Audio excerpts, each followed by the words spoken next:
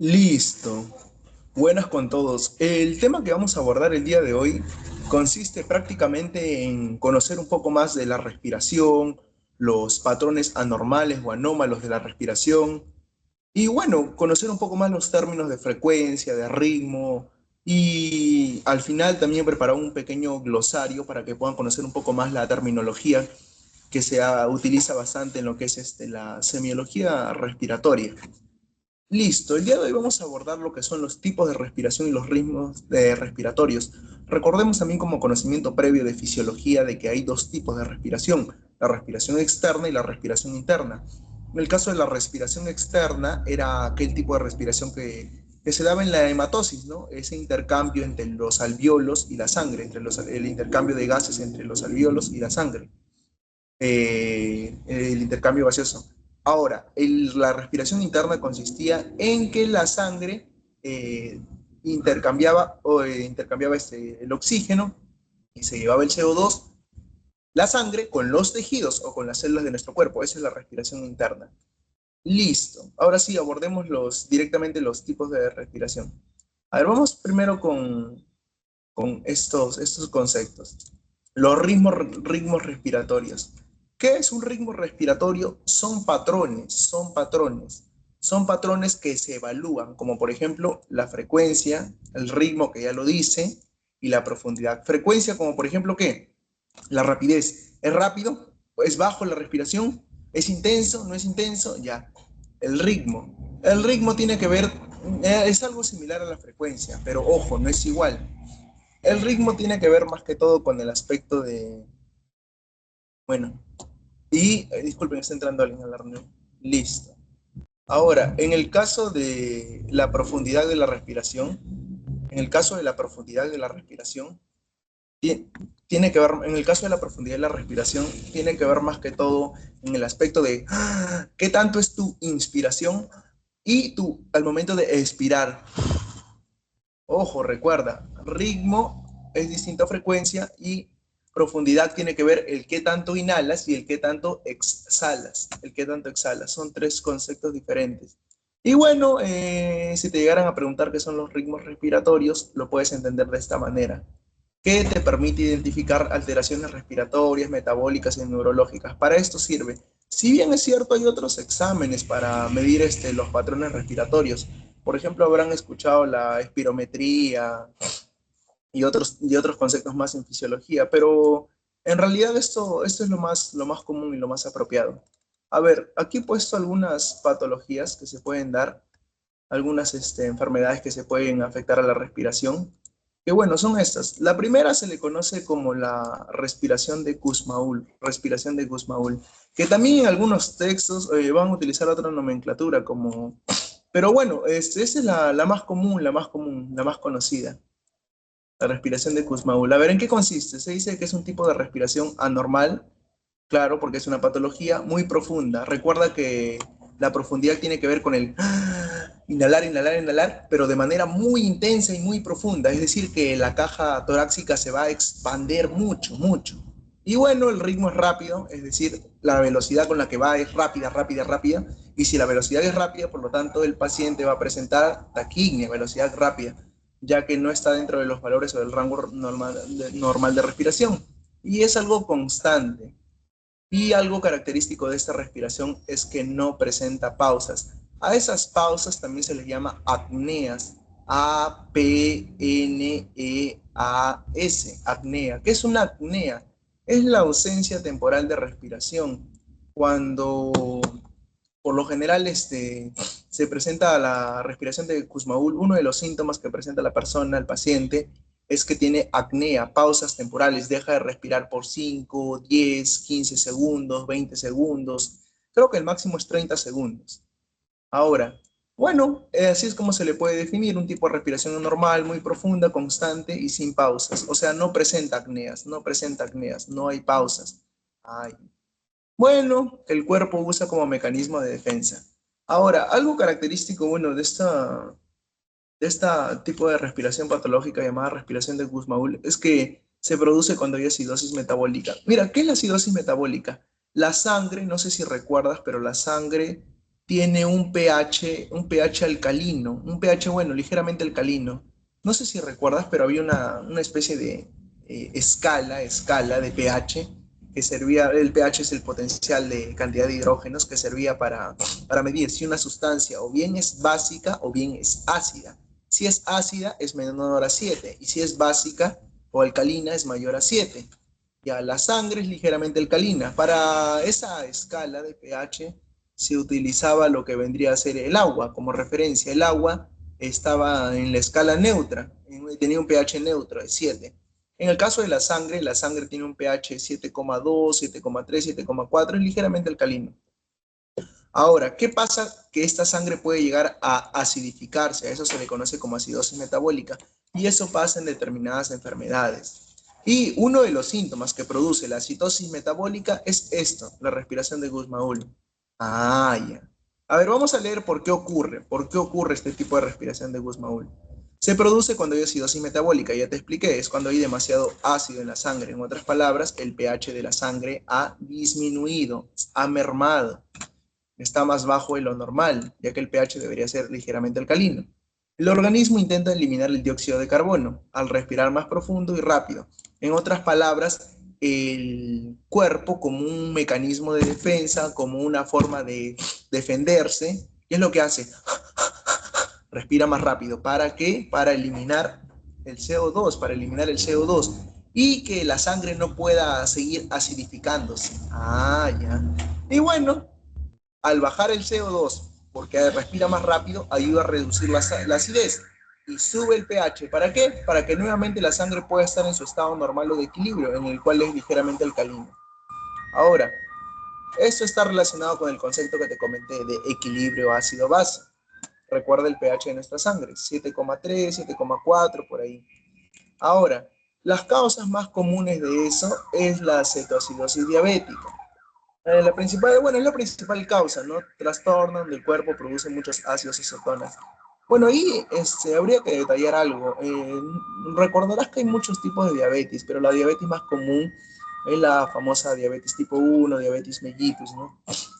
Recuerda de que ahí falta insulina, falta insulina. Y como bueno, como falta insulina, ¿qué es lo que hace? ¿Qué es lo que pasa? Mira, baja el pH y se produce lo que es la acidosis metabólica.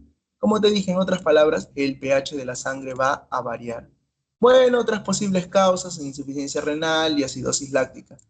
Eso ya tiene que ver más que todo con biología, ya, pero bueno, es solo como otras posibles causas, pero la principal causa es esto, por cetoacidosis diabética. Se produce lo que vendría a corresponder, te comento un poco, se produce lo que vendría a corresponder las cetonas. ¿Qué son las cetonas? Lo que pasa es que cuando el cuerpo comienza a degradar las grasas, por así decirlo, el desecho de las grasas se les llama cetonas. Y esas cetonas, cuando no se eliminan correctamente, se acumulan en la sangre. Y eso produce la acidificación de la sangre, acidificación de la sangre. En otras palabras, la sangre al acidificarse se altera, se altera. ¿Y cómo responde el cuerpo? ¿Cuál es su mecanismo de defensa? Respiración de Kussmaul. Ah, ya. Bueno, así se podría explicar de manera sencilla. Ahora vamos a ver otros tipos de respiraciones. Bueno, otro tipo de respiraciones patológicas, ¿no? Porque sabemos de que son respiraciones anómalas o alteradas. Tenemos la respiración de Cheyne-Stokes. Cheyne-Stokes. ¿En qué consiste Cheyne-Stokes? Bueno, vamos a leer un poco. Es un patrón de respiratorio cíclico. En otras palabras, se da constantemente, se da, y se repite el comportamiento, se repiten los síntomas. Ya es un patrón de respiratorio cíclico, donde la respiración aumenta cada vez más profunda y rápida. Y mira, aquí la respiración aumenta cada vez y luego disminuye. Yo me lo aprendí así. La respiración en el caso de Cheyne-Stokes es más o menos como las olas del mar, mira. Las olas van y vienen, pero ten en cuenta de que muchas veces hay olas que de un momento a otro pueden parecer pequeñas y no, llegan y se arrastran con más profundidad y de ahí cuando van a emerger las olas pueden ser más grandes, pueden ser más grandes. De ahí que son de diferentes tamaños, pero van y vienen. En otras palabras, la respiración aumenta, pero también luego disminuye y termina en una pausa. En este caso, de diferencia de la respiración de Kussmaul, aquí se presenta apneas. En otras palabras, la persona aquí sí va a dejar de respirar por unos 10, 15 segundos. Recuerda, presenta apneas. Cada vez que veas el término en la terminología pausa, entiéndela como un sinónimo de apneas. En este tema de respiración específicamente. Bueno, ahora, después de ello, también se menciona de que el ciclo se repite. En otras palabras, el paciente va a presentar respiración aumentada, de ahí la respiración disminuye y de ahí una pausa. Va a dejar de respirar por unos segundos. Y de ahí nuevamente se repite el ciclo. Respiración aumentada, elevada, rápida, de ahí una respiración baja, baja, baja y de ahí apnea. Y el ciclo se repite así sucesivamente. Y bueno, los síntomas, respiración en forma de olas, ya te lo mencioné, te lo puedes acordar de esa manera. Periodos donde se deja de respirar, apnea y ritmo repetitivo. No es al azar. ¿Por qué ocurre? Ah, ya. En otras palabras, ¿cuál es la causa? O sea, ¿por qué sucede eso? Se debe a un problema en el control de respiración, en el control de la respiración por el cerebro. Ya, ahí hay que explicar algo. El cerebro, bueno, eso ya corresponde a lo que es el sistema nervioso, pero dentro de lo que es todo el sistema nervioso en general y el cerebro y todo ello, hay una porción o una parte del tronco encefálico que es el centro respiratorio. ¿Cómo se denomina esa porción o esa parte del centro respiratorio? Se llama bulbo raquídeo. En el bulbo raquídeo, también llamado médula oblonga, ese es el centro respiratorio, el centro principal, en otras palabras, el control de la respiración. Si algo falla ahí, bueno, entonces no va a funcionar correctamente la respiración, porque es el control de la respiración, el centro principal, el bulbo raquídeo. ¿Dónde se encuentra? Bueno, en el cerebro. Para ser más preciso, se encuentra en el tronco encefálico, en una parte del tronco encefálico. A ver, el cuerpo se pasa corrigiendo los niveles de oxígeno y CO2, creando ese patrón de subida y bajada. A ver, vamos a explicar esto. Mira, lo que pasa, mira, aquí, causas más comunes de insuficiencia cardíaca. Mira, a ver, vamos a explicarlo. Lo que pasa es que cuando el corazoncito comienza a fallar, no hace una correcta contracción y dilatación, una sístole y diástole correctamente, el corazón comienza a bombear más lento. Cuando tienes esta enfermedad llamada insuficiencia cardíaca, comienza a bombear más lento. Y la sangre no llega correctamente al cerebro, llega tarde, llega tarde, llega tarde. Es como, por ejemplo, mira, yo agarro y te digo, agarra esta botella, te la tiro, y tú no logras agarrar a tiempo la botella cae al piso. Algo similar pasa en la respiración de Cheyne-Stokes. El corazón pues, se bombea lento en el caso de insuficiencia cardíaca, bombea lento, y la sangre no llega a tiempo al cerebro. Y bueno, ¿qué es lo que pasa entonces? Hay como una especie de retraso, y el cuerpo se pasa corrigiendo los niveles de oxígeno y CO2, creando un patrón de subida y bajada, subida y bajada. Esto ocurre mayormente en insuficiencia cardíaca, pero también puede darse por alguna lesión cerebral, un accidente cerebrovascular, un tumor, etc. Y bueno, esto también se puede verse en personas dormidas o a gran altitud. Son otros factores, pero el factor más común es la insuficiencia cardíaca. Resumen, puedes entenderla así, es una respiración en ciclos de aumento y disminución progresiva, con pausas de apnea. Acuérdate las olitas, las olas. Aumenta, disminuye y una pausa, y nuevamente el ciclo se repite. Bueno, vamos a ver la tercer tipo de respiración. Este tercer tipo de respiración también es patológica. Todas las tres que te estoy mencionando, la de Kussmaul, que se producía más que todo en cetocidosis diabética, la de Cheyne-Stokes, que te acabo de mencionar, que se produce más que todo cuando hay insuficiencia cardíaca, y ahora la respiración de este patrón respiratorio normal de Biot, que vamos a ver ahora, también son patológicos. Los tres son patológicos. A ver, ¿en qué consiste?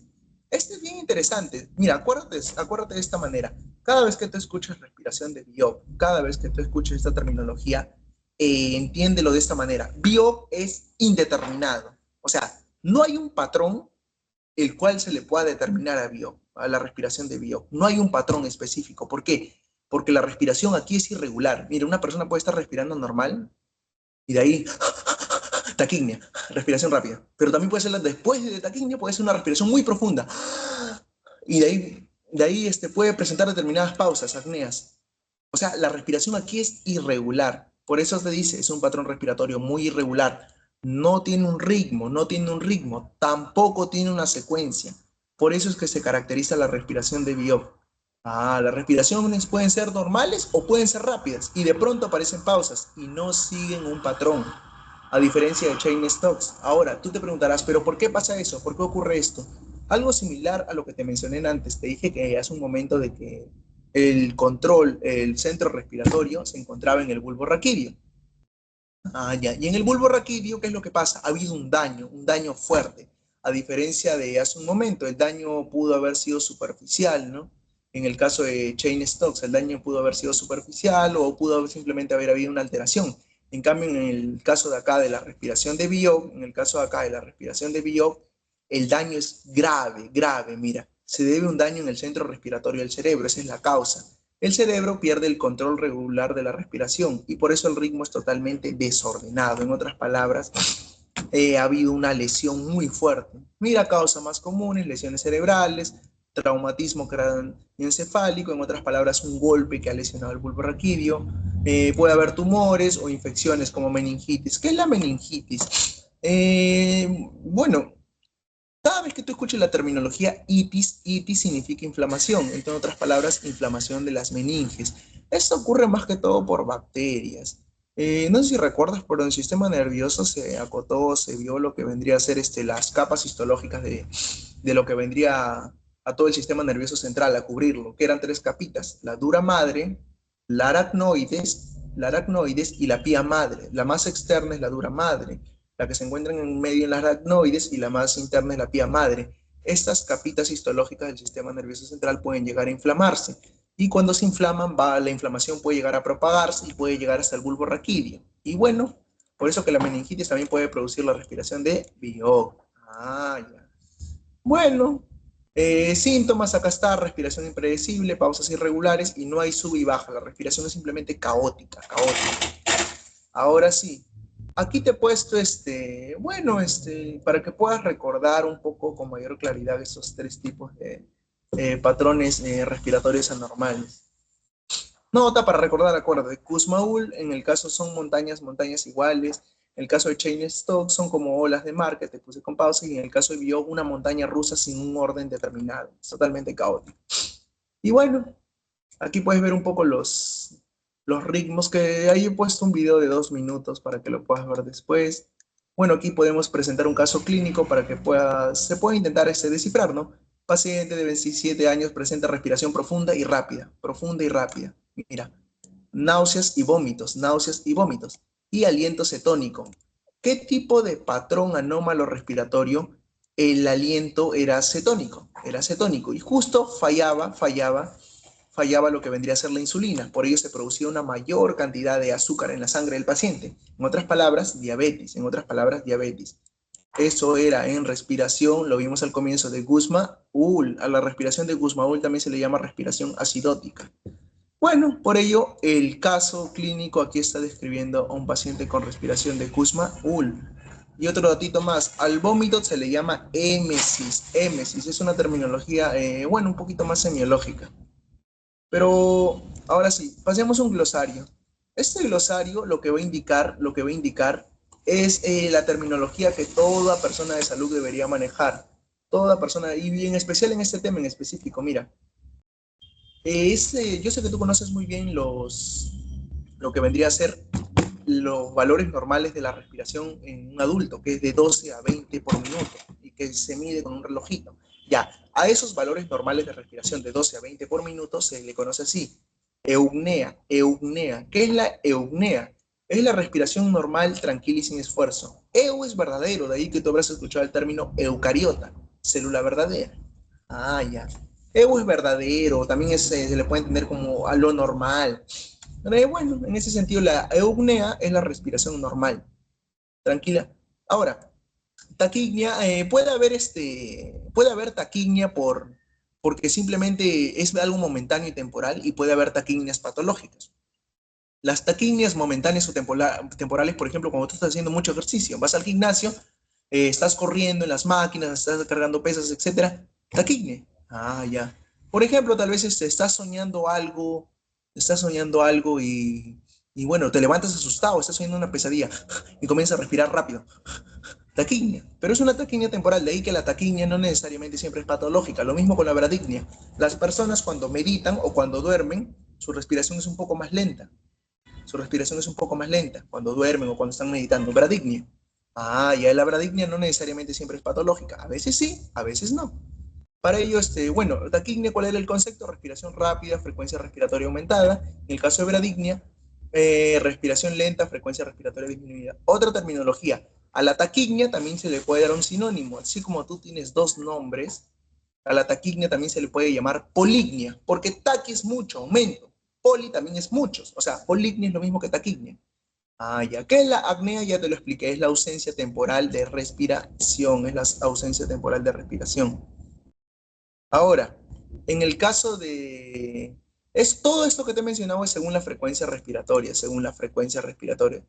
Ahora, según la profundidad, recuerda, el qué tan profundo puede hacer la respiración. En otras palabras, el qué tan profundo y también qué tanto se va a expandir tu caja torácica, qué tanto vas a mover tu diafragma. Ajá, ya según la profundidad.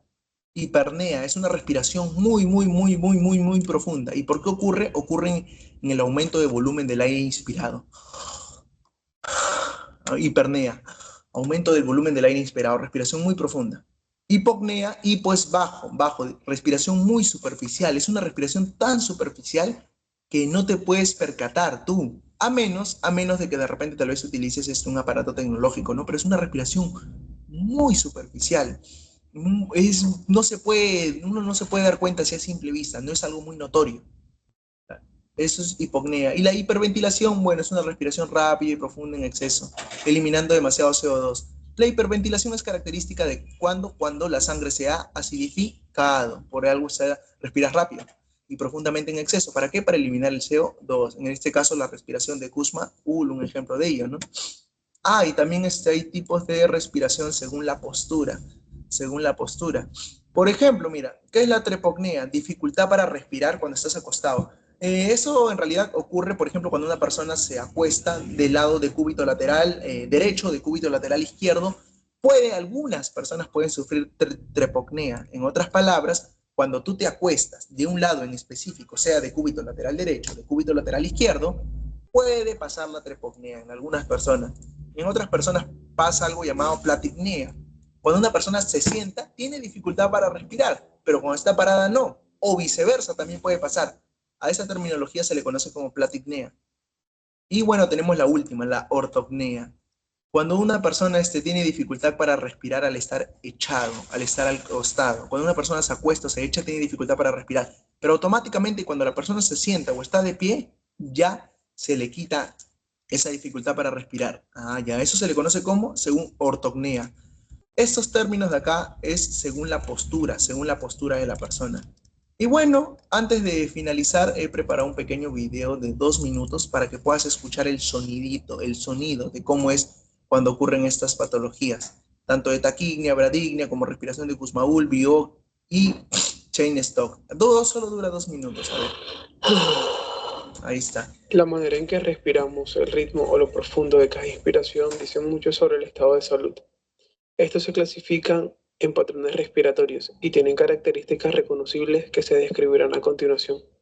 Primero, se debe estar familiarizado con el patrón de respiración normal y esta será la línea de base para el aprendizaje de esto y se escucha algo así.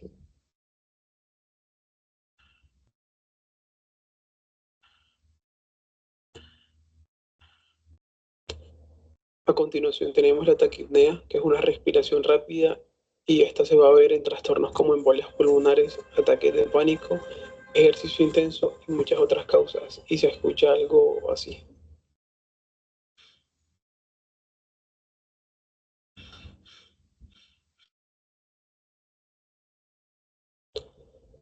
A continuación tenemos la bradipnea, que es un patrón de respiración con baja frecuencia y se ve en condiciones como obesidad y alcoholismo.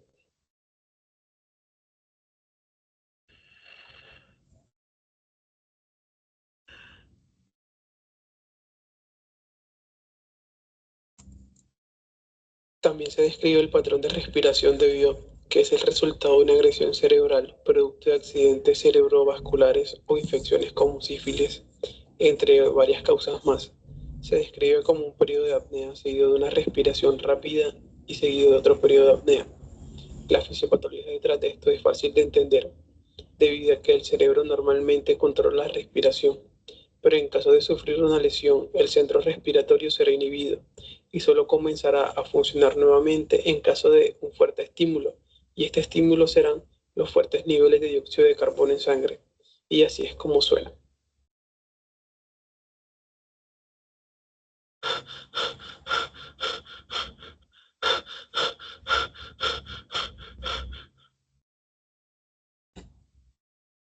Por otro lado, tenemos el patrón de respiración de Cheyne-Stokes, que es el resultado de un daño cardíaco. Es similar al patrón de Biot, debido a que ambos están precedidos y seguidos de un periodo de apnea. Sin embargo, el patrón de Cheyne-Stokes es un aumento gradual seguido de una disminución gradual, y así es como se escucha.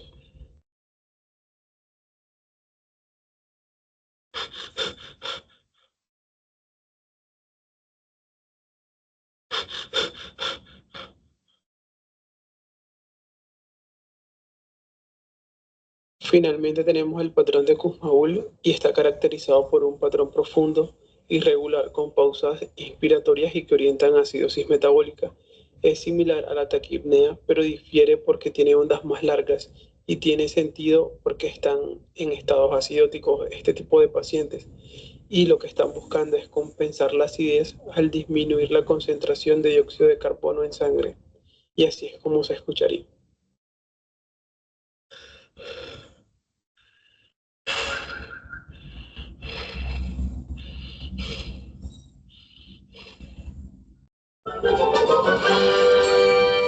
Listo. Bueno, eso sería todo. Si hasta ahí no hay ninguna duda o interrogante, creo que eso sería lo más importante.